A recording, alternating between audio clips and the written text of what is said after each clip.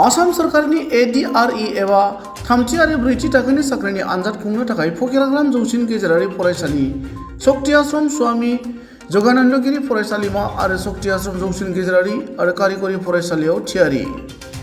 15 सेप्तेम्बर अदेबानि गाबोन जानो गोनां आसाम सरकारनि ADRE एबा थामथि आरो ब्रैथि थाखोनि साख्रिनि आनजाद खुंनो थाखाय दुलाराय आसामावनो मोनफ्रोमबो आनजाद मिरुफोरा थाग थियारि जाबाय।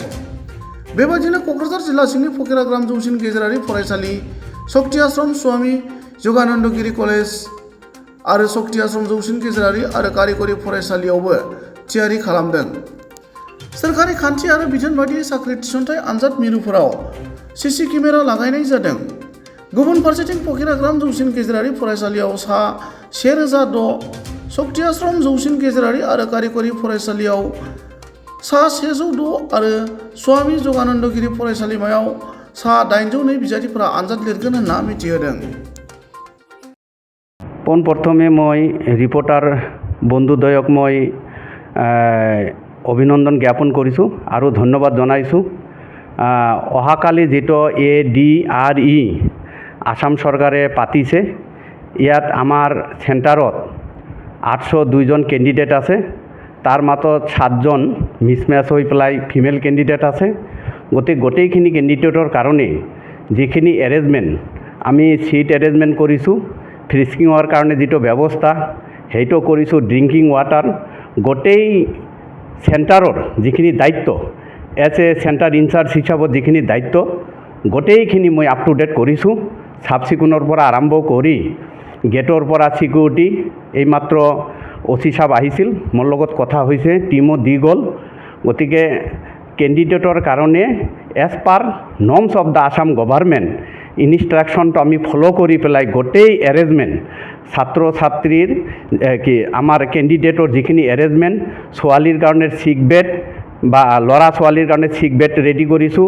গোটেই আমাৰ টোটাল 7টা ৰুমত এক্সাম হ'ব।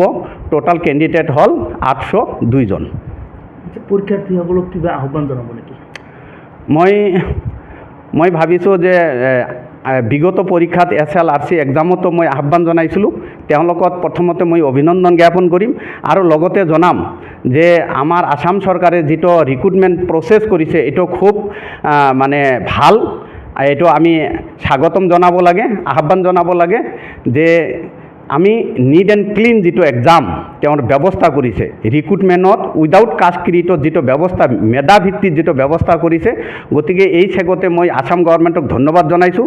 আৰু কেণ্ডিডেটবিলাকক মই ক'ম এইটোৱেই যে তেওঁলোকে নিকাভাৱে পৰীক্ষা দি পেলাই তেওঁলোকে উত্তীৰ্ণ হৈ যাতে তেওঁলোকে আসাম গভৰ্ণমেণ্টৰ 3rd আৰু 4th গ্ৰেডৰ চাকৰি পাবলৈ সক্ষম হয়, তাৰ কাৰণে মই অহাকালি আহ্বান জনাম। তৃতীয় চতুৰ্থ বৰ্গৰ মানে পৰীক্ষা অনুষ্ঠিত কৰিব, কি কৰিব? পৰীক্ষাৰ কাৰণে যাৱতীয় প্ৰস্তুতি যিবিলাক আছিল এইবিলাক আমি ঠিক ঠাক কৰিছোঁ।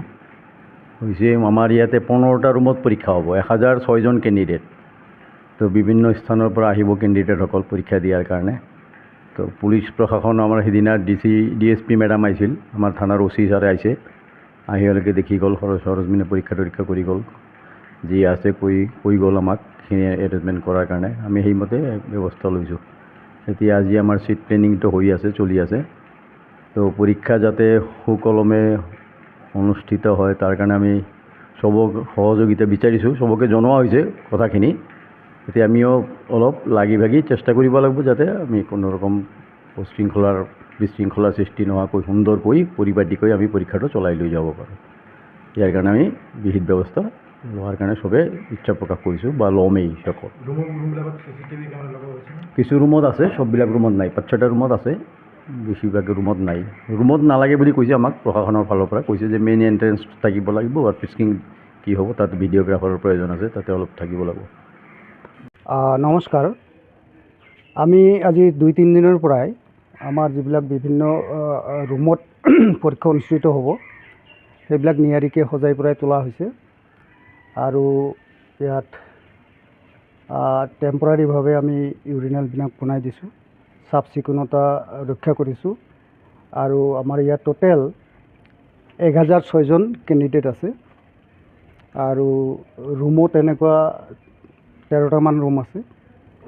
প্ৰত্যেক ৰুমতে আমি যিবিলাক ব্যৱস্থা থাকিব লাগে সকলোখিনি ব্যৱস্থা ৰেডি আছে। পৰীক্ষক